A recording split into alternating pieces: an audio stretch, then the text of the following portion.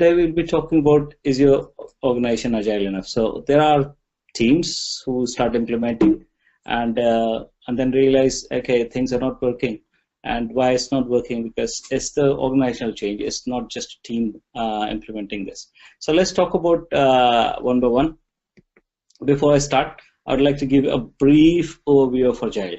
Okay, so people who join, and if they may not be aware of this, and so I just want to give brief overview of Agile overview. So, who's experienced Agile? Do you want to raise quickly your hand? Who's got some experience in Agile? Okay, cool. Yeah. So basically, Agile is. So anyone agree with that? Agile is for dummies. It's got silver bullet, and you can learn Agile or implement Agile in 5 easy steps. I think probably you're wrong. Agile is, it's basically, agility is the ability to both create and respond to change in order to profit in a turbulent business environment, which is today. So for example, we just Brexit happened suddenly, then elections happen, and the business environment changes very quickly. So agility is the ability to balance flexibility with stability. So you allowing us, so it's according to Jim Hicksmith, is allowing you to be flexible, but at the same time stay stable. So that's the key idea behind it. So what is Agile? Number one, it's an alternative method to deliver a project as alternative to a waterfall or traditional method. Number two, it's where the team collaborates with each other and they work together to deliver a product along with the customer. So it's not in isolation where the team is delivering a product. So it's collaboration.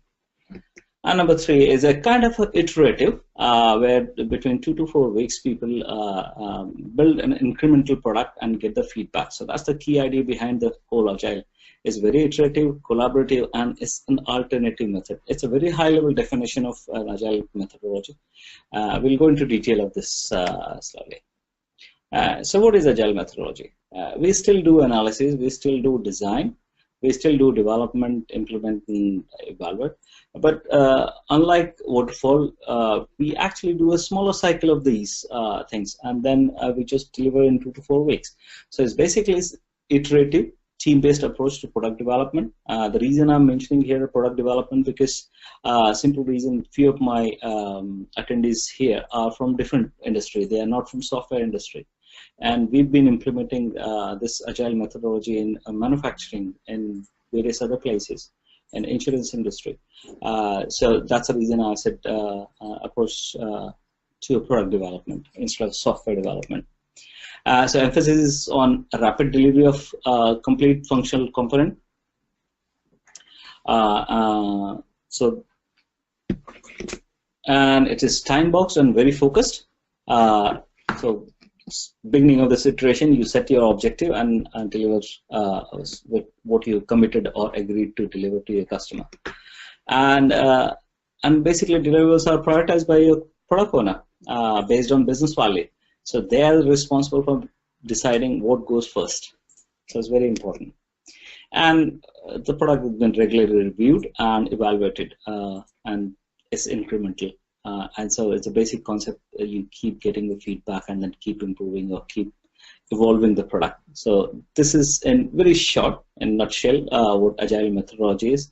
So I gave you a quick overview of Agile, and I've just given you what is Agile methodology in nutshell. And it actually demands high level of customer involvement, and that is how you evolve your product. Okay, so moving on to next. So you must be wondering, why should we use Agile? Why do we use? Everything is working fine. The way which we deliver projects so far is working fine. Why bother changing? So I think there are a few things very compelling. One is change. Change which is inevitable, but progress is definitely a choice. You may choose to stay there and don't do anything, and you may actually choose to progress further. So it's basically, change is coming, and you may not be able to control the changes. We couldn't control Brexit because so many people decided to go and change. Same thing in the business scenario. Things change suddenly, and you may not be able to stop those changes, but definitely you can choose to respond to those changes very quickly. So that's one compelling reason. And secondly, and as the responsiveness becomes very important for any business, adding agility to business becomes crucial, very, very crucial. So moving on to that, very simple. This, as we understand, this market is very volatile, and if I remove agility from the organization, all we get is a very fragile organization. So this picture is clearly telling you that it's in this volatile market you have to be agile to be successful. So very important. So you must be wondering, when do we use this? Shall we apply to each project or which particular product and all those things? I think there are certain scenarios where they're the best fitted agile methodology.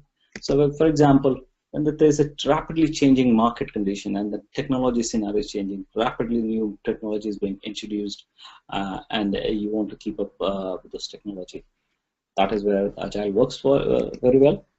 And if you're coming with a new product and there's a hyper competitive market where you need to shrink that time to market of the product, then agile is a good answer for that.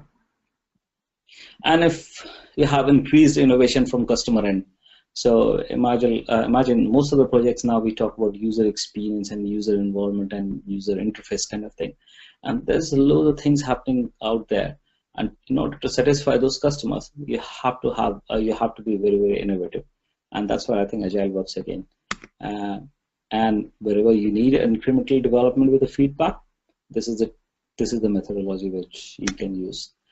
Also, if you want to reduce the testing and experimental cost where you're doing loads of prototyping and then throwing this product, I think this product evolves, so it makes it much easier because testing is inclusive. While you're building your product, you test. So there's no separate testing cost or there's no experimental cost here because you evolve the product. At the same time, where you need the delivery of customer value at the point of sale, not at the point of planning. This agile works there. So value is delivered only when you hand over product to your client, and that is where and if you need to do that, agile is your answer. And if you need an adaptive method because that is too risky or requirements are still vague, or you kind of trying to innovate something, you're trying to have a feel of how customer will perceive your product, and it's more of adaptive methodology, then go for agile. So moving on, for many years the companies and team have been focusing on adopting agile at the team level. So your small team will start, I want to do Kanban, I want to do Scrum, and the team start, and they start, they fail, they learn, they become expert in that thing. But being good at executing Scrum or Kanban is not the goal. The most important thing is the organizational agility. That is what we want to achieve. One team becoming agile or following Scrum won't help. The whole organization, whole business, and whole operation needs to change, and they need to become agile in order to respond to changes happening which they can't control and stay competitive. Okay, so this was kind of an overview. Am I fast or slow? I just wanted to quickly check. I hope my speed is okay. Yeah? Okay, cool. Let's move on to the traits which we're looking for, the typical characteristic of each agile organization. Take the example of Spotify, Google, Yahoo, and there are other organizations which are not very agile. So we've done some research, and we've seen that the structure of their organization, why they are so agile, and how they achieve all these new products, and how they can introduce new features and functionality very quickly in the market. And after the studies, we come up with a simple list which will help you to identify whether your organization is agile or not. So we'll go through those each traits, and then we'll talk about that thing. So it's kind of a DNA of an organization. This is again, I'm using the buzzword, which is commonly used these days by most of the HR people. But this is the DNA, which is the each cell make an organization. An organization is not a company or not a building. It's made out of people, processes, and their tools, what technology they use. So very crucial three ingredients, and that's what makes organization work. And this is, as I repeat, process, people first, process, and to support people and process, there are tools. So these three things. So I think let's go through each trait or each characteristic of the organization which makes it agile. First of all, most important is openness to change. And as I mentioned before, things change and we can't control them. Few changes we can control, few changes becomes out of control, and then we need to respond to. An organization, any organization needs to open to those changes. They should allow those changes to come, and they should welcome those changes. Secondly, there are organizations that say, yeah, we are doing fine, we are happy with the organization, and then they stop improving, and that's the biggest problem. There are days where the standard of product was certain and people accepted that, and now it's so much of a competition. Each time there's a new version of the product which is much better, and even with the improved features, improved functionality. And so continuously you need to be seeking to improve your internal processes, internal products, and what you're offering to your customer. So it's very important that the organization is looking for those changes happening. Now, next one moves on to leadership. How leadership is aligning their, how they're communicating, how they're coming up with a mission or vision and the company's value, and how they're communicating that to you, to all the rest of the organization is very, very important. So we'll be discussing about leadership after a few minutes, but this is one other thing I feel should be there. There are people, very good leader, but they just come up with a vision statement and that's it. It doesn't work. We'll talk about that later on. So next thing is failure. In agile methodology, one thing we learn is fail fast, and learn from there. So I think that most of the organization who wants to be agile or who are trying to be agile needs to accept the failure as a learning opportunity, because that is how you learn. That is how you'll experiment. Okay. Generally, in this kind of organization, it's not very hierarchical or pyramid kind of a shape. In this organization, they are relatively flatter, and it allows quick decision making. It removes all the red tapeism or command and control, and people are in a small tribes or group or guild, and those kind of things happens, and they take the ownership of their deliverables.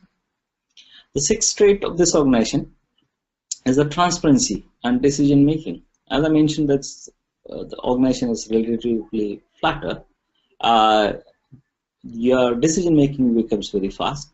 Most of the policies are very, very transparent, so nothing is hidden. Nobody is in dark what is happening, and the honest communication between each employee helps a lot to quickly make decision and move on and focus on the organization's mission.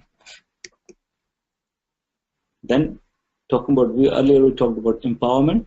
So strong ability to execute. The team, every member of the organization is empowered, and they have strong ability to execute. They can deliver. They can complete the project. They can work on the products on their own. And obviously, that makes it a high level of accountability. So everyone takes the ownership of their work they're doing. So they do not need anyone else to watch what they're doing and why they're delaying the product. And this is something which they do on their own, and they take the pride in delivering. The next one is customer-centric thinking. And I remember quite a few places we say that yes, customer is God, and it's true. And that's what we tell each organization, that customer is God, and is your whole thinking, the way you do things should be customer-centric. It should bring smile on customer's face. So you focus on just getting the customer happy. And finally, in order to work this thing, as we mentioned, Agile is a collaborative. There has to be a strong cross-functional synergy, where the department, from one department to another department, working very closely. Recently, I've been doing transformation with one of the manufacturing company, and I realized two departments were not talking. There were handoffs happening, and it made it very difficult for teams to deliver this product. And after certain changes, they realize that they need to work together, and then this slowly start building those cross-functional synergy, and which help whole organization. So these are the 10 traits. There are 100 others, but I think what I tried to do is here is a kind of a summarize them and kind of a cover them. They are the key traits. There are more of them, but if you focus on this top 10, probably you'll start seeing results. So how do we achieve this organization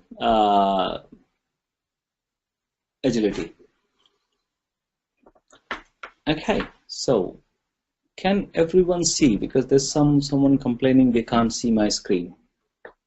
Is that right? Can you please raise hand if you're seeing my screen?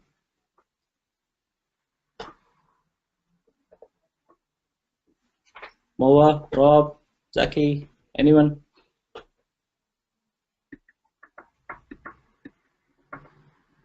Yeah, Rob, you can see that. Okay, cool.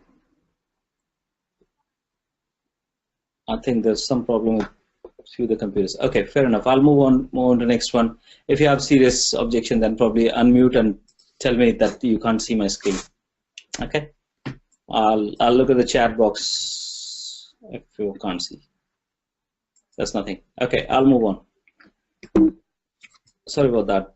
Okay, so how to achieve it? Most important thing is establish a compelling reason to change. It's very important. Show some urgency. Demonstrate. There has to be some reason behind that thing. Why are we changing? Because people say, why bother? It's working perfectly fine. The second thing is form and educate an agile leadership team. There are leaders. There are certain different, but agile organizations have a different type of leadership. We'll talk about those in detail later on. But this is the agile leadership, and we need to educate them. And third is to influence a change in organization culture, because organization culture is very, very important. Even if you make changes, it'll become temporary unless you change the organization's culture. So these three things work together, and I think three key things. I'm trying to keep it very, very simple in our case. So there are three. So we'll talk about these three way of achieving agility. Okay, so there's some question mark. Hang on a sec. Can only see question.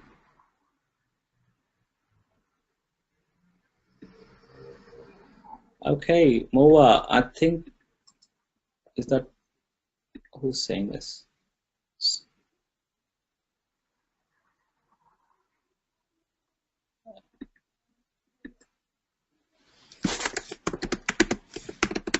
Can you see it now?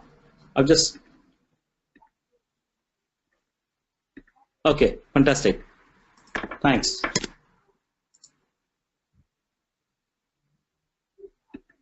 Cool. All right, let's move on. Bit of a technical glitch, looks like. Okay. So these three things. This is how you can achieve your organizational agility.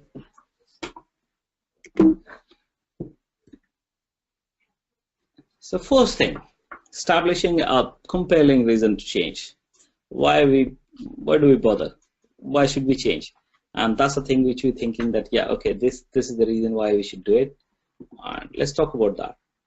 Okay, so I always, whenever I do a transformation, when I go and talk to people, they start with the team level, and I suggest that if you want whole organization to become, there should be sense of urgency. There shouldn't be just one deep thinking that this is how I do.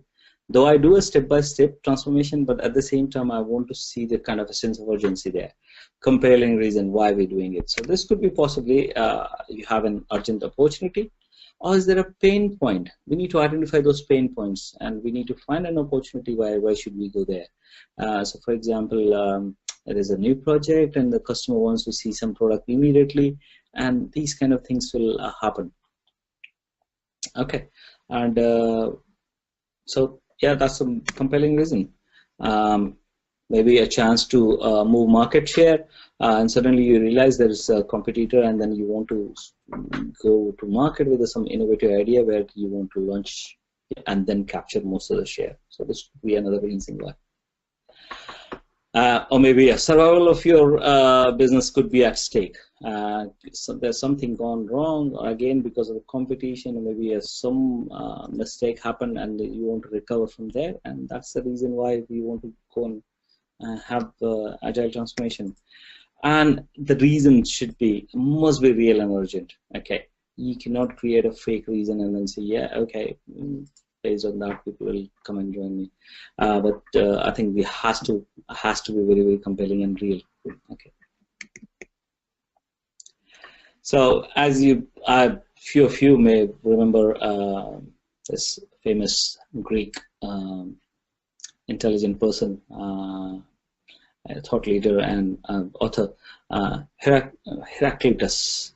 Sorry, Heraclitus. He lived in Turkey, I believe, yeah. And he said there's nothing permanent except change. And how true is that? So many years ago, he said there's nothing permanent except change.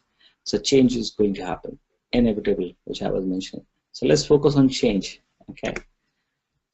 So yeah, there's change, and there should be a way of dealing with it.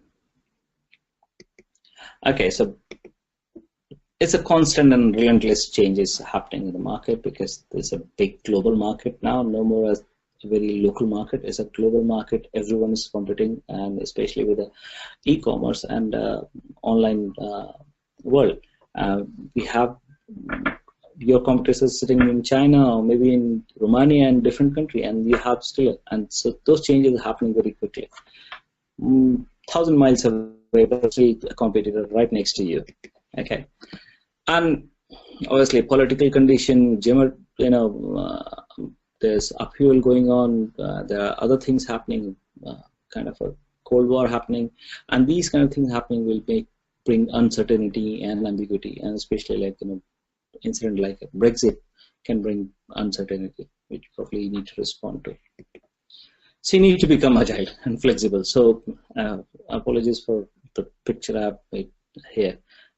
So imagine those snakes are the difficult condition or pain points or your competitors there. You have to be very, very flexible and agile in order to beat that competition. So most important thing is you need to, as a leadership team, we need to support people to deal with the change. And this is what I think most of the organizations fail. They don't support them to deal with the changes happening. They don't expect change, and when change comes, people are not prepared. So I think the mentality in the organization has to be where people are willing and ready for change. And the more you support the changes, more agile they become. And if your people in the organization, as I mentioned, the organization is made out of people, processes, and tools, and if the people are very agile, they'll make organization agile. So it's very important. So there's a compelling reason for change. When change comes, support them, and once you support your people, they'll make organization very agile. So as is the picture shows that it's all about delivering change rather than being swept along with by it. So make sure you are dealing with those changes instead of being swept along by the change. So next one, how you need to educate. You need to identify right leaders, and you need to educate those leadership team to become agile. That's very important. So as picture says that, yeah, one of the commanders supporting his marine to climb that wall, and this is something I call it agile or adaptive leadership. Another term which we in agile world we use is servant leadership, where you serve your team and by removing their impediment, by empowering them and allowing them to go and experiment. So this is very, very important. It's very adaptive leadership. It's not just about the serving the team, it's more to that. So it's basically uh, an adaptive leader is an authentic and they're dealing with the staff and stakeholders, very, very authentic, real people. They have a high degree of emotional intelligence, so they understand what is hurting their employees, what makes them happy, and all those things. A very, very high degree of emotional intelligence. And the leader is able to work through the historical dysfunctional relationship. So they are not about keeping those relationships in a bad state. They will go and they'll work on that and they'll improve those relationships. So that's very, very important about the adaptive leadership. No ego, no ego. Most important thing. And is prepared to take risks. So these are the people who will take risks, allow people to fail, and allow them to learn from there. So they are very, very good. They have, as I mentioned about failing and learning, they have stomach for failure. They are perfect people to support you guys, and where you can experimenting with implementing Agile in your organization. These people will provide you with a context for change. So very clear mission or vision statement, and they'll support you. They'll tell you how to achieve that thing. So they provide you with a context of change. And that kind of leadership provides strategic clarity. Also creates a capacity to act on that strategic direction. So they will empower you, they'll tell you direction, they'll help you to actually achieve those things. They are the adaptive leadership. They also make the decision that enables changes.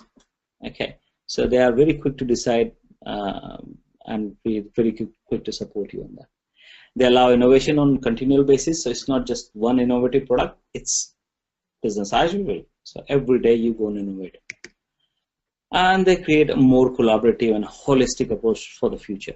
So it's not just today, a short-term tactical solution. They always look for a more strategic, long-term solution so that organization can sustain the growth rate and they can compete in the market. So that's kind of a, and we need to actually identify those leaders, educate them. These are the traits they need to demonstrate. We all say that leadership comes natural, but few things can be told to them, and then they can be trained to act in a certain way. And that's why they are adaptive, because they'll learn and they'll adapt to those changes happening. And because it demands all this flexibility there. So that's very, very important. The first step is to, first step was to have a compelling reason for the change. Second thing was to identify right leadership and educate them, which is agile adaptive leadership or servant leadership. Third thing is now change in organization culture. So we've done those two changes and all this thing. So like Peter Drucker, hopefully you must have heard about Peter Drucker. He's a famous US businessman and management guru, and all the MBA schools talk about Peter Drucker. So it says culture eats strategy for breakfast. So even if you have a fantastic strategy and which is going to make multi-million pounds in next 2 years, and if your culture is wrong, it's going to eat away your strategy and it's not going to work. It's very, very important that you need to fix your organization culture in order to succeed. So basically the first two steps, which is urgency for change and second was leadership, are needed to influence a lasting change in culture, because they will help you in changing the culture, because your leadership is providing you right support. Change in culture that promotes the behaviors of organizational agility, and this takes time because change is hard. So you can't see it in 1 month, 2 months, or 3 months kind of thing. It takes years to achieve the change in culture, and that's why I think younger organizations such like Spotify, Facebook, Google, they are much younger. They built right culture right from the beginning. So organizations which are old, I'm not saying they cannot become agile, but they have their own culture which is from last 30 years, 50 years, and it's very difficult to change. Even if you employ new people, organization culture takes time to change. So you need to be patient in order to achieve this agility. I'm not sure if everyone heard about Linda. Linda is Brighton-based author, and she's also HR consultant, and she's very renowned actually in the HR world. So as for Linda, it's a real enabler of agility, and resilience is embodied in the people and culture of organization, as I mentioned before. You cannot sustain any change you cannot achieve. And one thing one of my guru taught me, if the change is very easy, somebody else will come and change it. That is what I learned. When I started making changes and team were happy to, oh yeah, I like this new methodology, we'll do it. And then when I moved on, somebody else came and said, no, it's all rubbish, let's change it. So change is easy, then it won't stay. That's why I said change is difficult and takes longer, and that is very important, how you change those things. Okay, so we have spoken about 10 traits,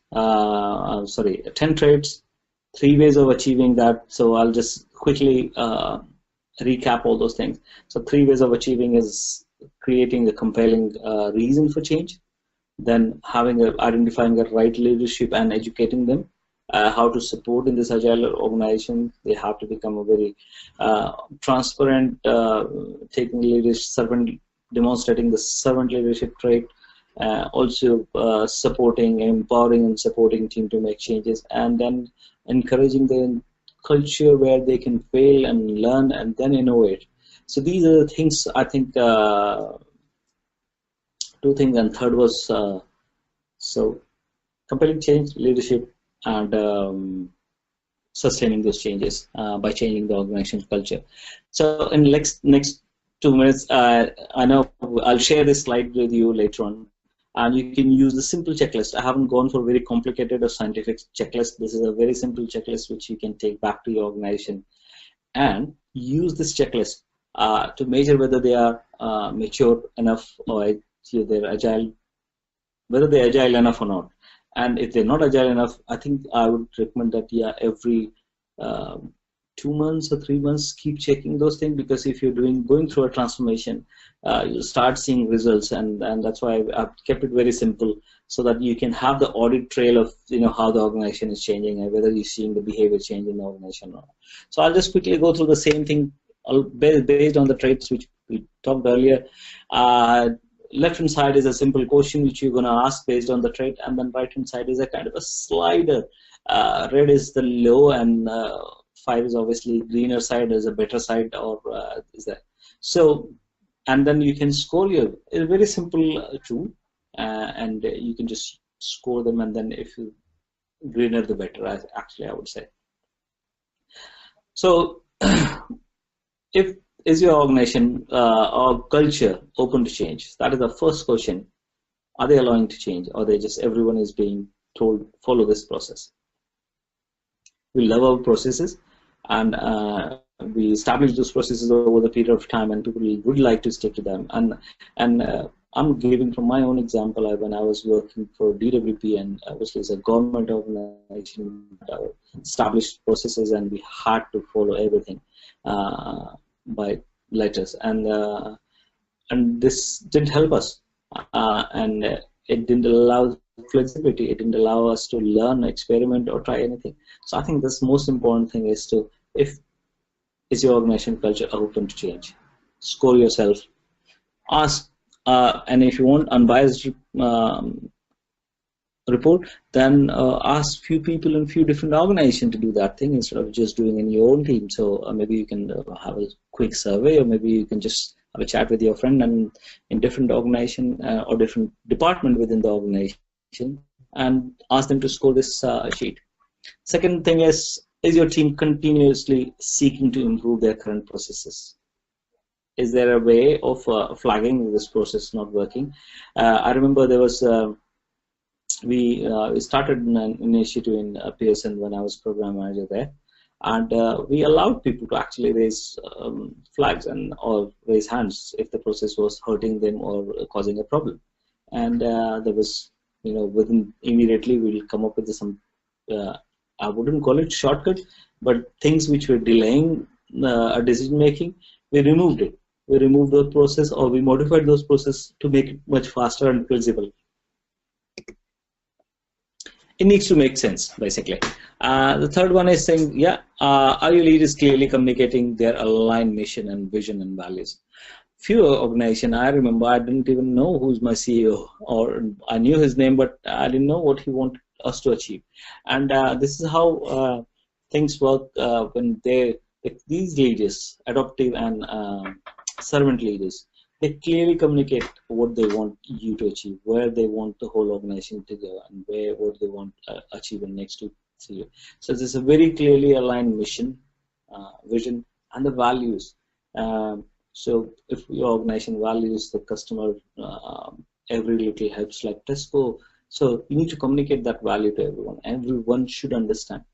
Very good example in our MBA classes was given when there was someone, one of the journalists was walking past NASA, and then he asked one of the floor sweeper, "What are you doing?" And answer came from that floor sweeper, "I'm sending a man to the moon." And that was a beautiful answer because he was so aligned to that vision and mission. He didn't say that he's sweeping the floor. He said he's sending the man to the moon. And this is how it should be aligned. Very important. Failing and learning, which I mentioned that earlier. So is your organization accepting failures and see this as an learning opportunity instead of a failure and you are beaten for that, or you've been punished for that thing, or you've been removed from the project altogether? I think this is something leaders need to understand, that we are human being, we're likely to fail, and if we're likely to fail, then we learn from there. So it's very important that we should see this as a learning opportunity. Okay, it doesn't mean that you keep failing and don't learn from there. That is very important. So please be aware of that.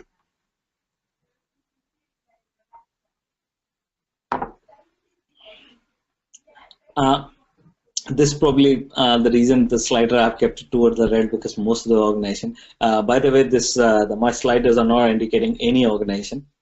I've just randomly placed them, and you can actually slide them and then put them in between 1 to 5, wherever you want. So it's about the management layer. How many management layers between you and your CEO? Maybe 5 layers, maybe 10 layers. And if you have more number of layers, that means there's a problem. If we need to take one decision, probably it'll take ages. And see, probably if your CEO or Chief Operating Officer not listening to the problem, what your development team is facing, then probably they can't fix those problems. And this is purely because of the layers. By the time, how many have you heard about Chinese whispers? So if a developer sees a problem and he communicates to his manager, and then his manager, team lead, and then team lead goes to manager, and manager goes to senior manager goes to kind of a director, and director goes to CEO. By the time it reaches there, and everything becomes green. So he started with a red color, saying that, yeah, my project is failing. By the time team leader says, yeah, I've got a little bit of issue. Manager says, yeah, project is going fine. By the time CEO, it reaches CEO. CEO says, yeah, my project is working fine. So this is what happens if you have too many layers within the organization. So Agile prefers a flatter organization structure, which makes the decision making much faster and much more transparent. So that's very important. So look at the layer. I know you cannot change those layers, but I have seen in organization layers are there to support you. But for delivery point of view, I think if you're responsible or accountable, then you can deliver, and that's how you can achieve agility in the organization. Leave those layers, because people start seeing there's a threat to their position. Moment we talk about layers and making a flatter organization, so you need to work on how you can have the vertical organization, but still have the flatter kind of structure for delivery project. Next one is transparency within the organization. So organization policy should be transparent, and decisions are made very quickly. If they're taking ages, 3 to 4 months, then definitely there's some problem, and we need to fix those problems. Next one is, now we talked about leadership and management, middle layer. Let's talk about the team who is actually delivering. So are the teams empowered? everyone has a strong ability to execute. Can they take decision and take the ownership of this project and deliver something? And if not, then we have gone back to the same command and control situation where you need to ask your manager before you take any decision, and that makes it slow, and that takes away your agility altogether. So work on that. And this is the buzzword I've heard now in recently 4 or 5 organizations: empowered, empowered. Everyone says empowered, and the moment you take decision or do something, and you've been called in manager's office, and then you guys say, why didn't you ask me? And this is a very common example and very common occurrence happen. So next one is everyone made accountable for delivery, and they themselves take ownership, or they say, yeah, I've done my 9 to 5, my day job, I'm going home, I'm not taking ownership. And if you hear that, it's not the right agile. I think the people actually start taking ownership of delivering the project, and they give 200% to those projects, and they deliver those projects, and that's how these organizations are much more successful, where people are accountable, empowered, accountable, and they take the ownership. Customer-centric thinking. Yeah. So, are you customer-centric? Are you talking to your end customer? Do you have access to your business? Do you have access to ops team where they're working and they're delivering something? If you're working in IT, are you actually talking to marketing team or sales team? What's happening and all this thing? So I think this is very, very important, because your customer could be internal customer or could be external customer who are like really end user who are going to use that. And it's quite possible that you may not have access to the end users. And so is there a proxy product owner who you're talking to? But the whole focus should be to enlighten your customer. That's the thing. If you're not enlightening your customer, or not seeing your customer at all, or no communication with your customer, then there's a problem. And I can understand people talk about customer-centric organization, but they occasionally fail actually to communicate with the customer properly. That's important. And the final trait is cross-functional synergy. You still have those fences between logistic department, purchase department, and finance department, and sales department, and marketing department, so on and so forth. If they all are working in the same project, this should be one single team instead of 5 different departments working on that project. So the very, very strong cross-functional synergy is very important. Do you have that? So check that.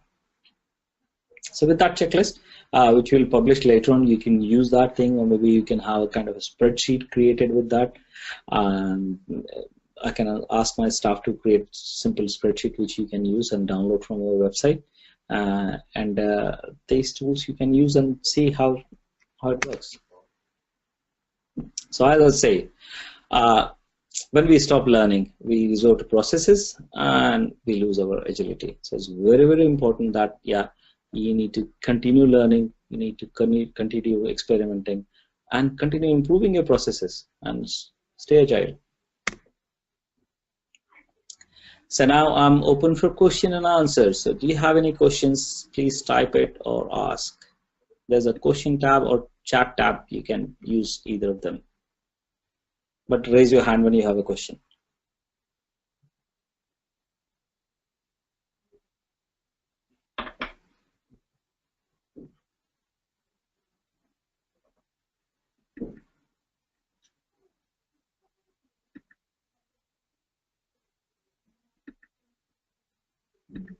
No questions?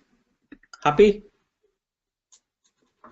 And if you're typing, then please raise your hand.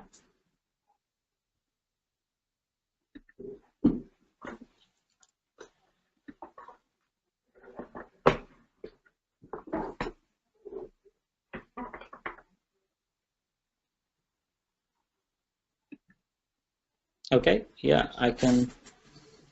Somebody raise your hand.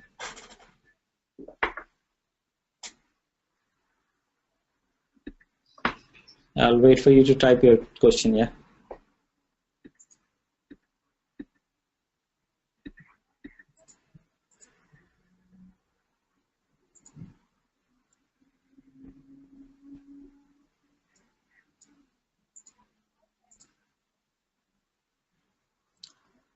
I think somebody's typing a question. Yeah, just a second, I'll wait.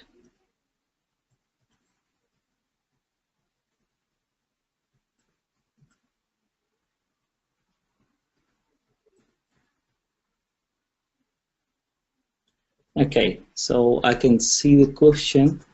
It's saying, how do we get buying in from organization, manager for organization agility? It's a good question. And buying in is always, why do you uh, follow, why do you make changes? Unless you identify the problem and if you have a pain point.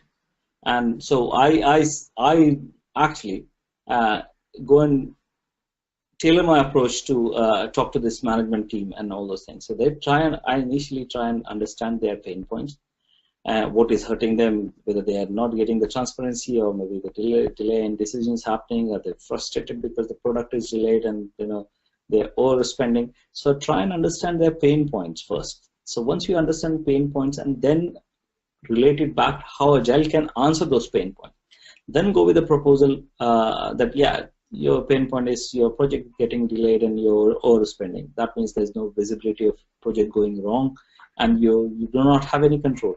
And that's where we can go and then say, yeah, how Agile is going to help you in that thing. Team will do incremental product and they'll give a report. So once they start seeing that you can relate to their problems, it's much easier to convince those people. Okay, I can do a number of slides to show the benefit of Agile, and they'll still say, yeah, it's all bullshit. But the best way is to actually understand their pain point and then relate to Agile values, Agile practices, and how those Agile practices and values can fix those problems, demonstrate that.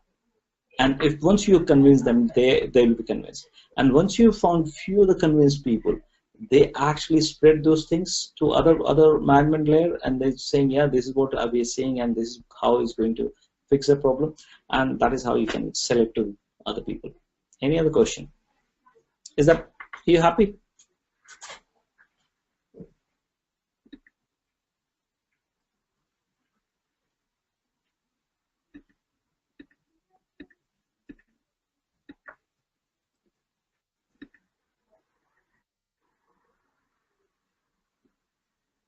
No flat structure. So how do we deal with it? Okay, good question. I know most of the organization have got many layers, and these layers, I think, I don't know how many people here from HR background. I think HR background, they believe in hierarchy and they create loads of structure within that thing. And as mentioned before, that the hierarchy creates a problem. There has to be this control mechanism, but at the same time it creates a problem with the delaying in decisions. And it's in order to achieve this thing, you need to kind of virtually flatten your organization. So very good example of Spotify, I realized that, yeah, Spotify has a tribe, and they have a tribes within tribes. They specialize in certain area. Then they have a verticals or the product focus. So they focus on products and all those things. And for that, it's they have very simple structure within team. It's called shuhari. I don't know how many people have heard about that thing. Shuhari is a Japanese word. Again, Shu is a like novice or new person, very young and very, he or she is just learning. Ha is slightly about that thing, and then Ri is your expert, guru in that situation, and you know everything. So very simple three-layered approach to this thing. Whatever their job title is fine, whether they are development manager or tech lead or whatever job title is. So they keep the job title away, but based on skill and their skill set and then experience, you just divide them into three parts. So for example, if I have a new graduate, a very clever guy, but he or she doesn't have much of experience within the organization of dealing with certain problems, then they are kind of the category which need hand holding or supporting from the senior guys. And the experts are people who actually go there and then help people to actually deliver the problem, solve the problems and deliver those projects. So I think this is how you can achieve a flatter structure, just by simplifying the structure. Leave the HR structure as it is without touching it, because you'll be upsetting loads of people and people start seeing this threat. When agile transformation happens, they think that they're going to lose their job because of the restructuring. So and this causes problem in actually implementation, because then they become anti-agile, and they will try their level best to stop this transformation. So this is the best way I have managed to, by keeping the structure, HR structure as it is, reporting metrics, everything as it is, but within the team creating a kind of a culture where people, if I have a problem, I'll go to expert, SAB, subject matter expert, or something like that. Otherwise, the team lead can manage within that, within the team, and very very tribal approach instead of a like a massive kingdom. Does that answer your question? Yeah. Okay. Any more? Anyone? Any more? Okay. Cool. So moving on to the next one. Right. Okay. If you're thinking of adopting Agile, we come up with a 10 question to ask before adopting Agile. Again, there's a link there where you can download those questionnaire. And once we publish this webinar, recorded webinar for you guys, you can actually go to this link and then download. Feel free to download, use that. Once again, I would say that these checklists are very simple and easy to use, and at the same time, we want people to actually check frequently, and you can actually track the progress of how your team is becoming agile. So moving on to the next one. The next webinar is scheduled on 30th of June, and which is on next Friday. And please register now, and there'll be some invites soon. Our communication team will be sending out. It's about Agile in manufacturing. So we have used this transferable skills and transfer this Agile methods and Scrum methodology into manufacturing. So it'll be interesting for people coming from different backgrounds. So it's not just for software industry, and this can be implemented in any other industry. So we'll talk about, there's a case study, and we'll be talking about that. So moving on to the next one. Thank you very much. And I want to actually, before we go away, I just want to give you an offer. We have a offer of 10% discount voucher on our all courses. If you follow us today, and it's limited, sorry, my communication team told me that you have to limit it. So it's limited today. Please follow us and get the code, and that code can be used any time. But please follow us on Twitter or YouTube or this one. Before we leave, there's a just simple poll, and I'll start this poll now, and I want you to quickly send me the feedback. And it's on your screen, so if you can just click on that so that I can get some. So it'll be there for 2 minutes, and let me know what's happening. So feedback: did this course content meet your expectation? Course or webinar content? Sorry, this is a very generic one. Okay.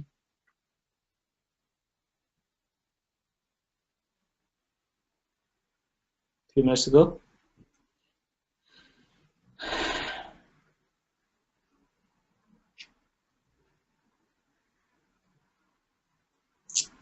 20 seconds to go.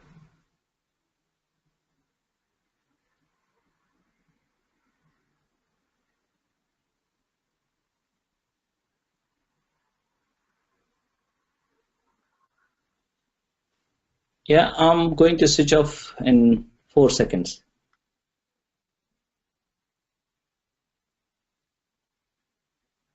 Thank you. I'm closing the poll now.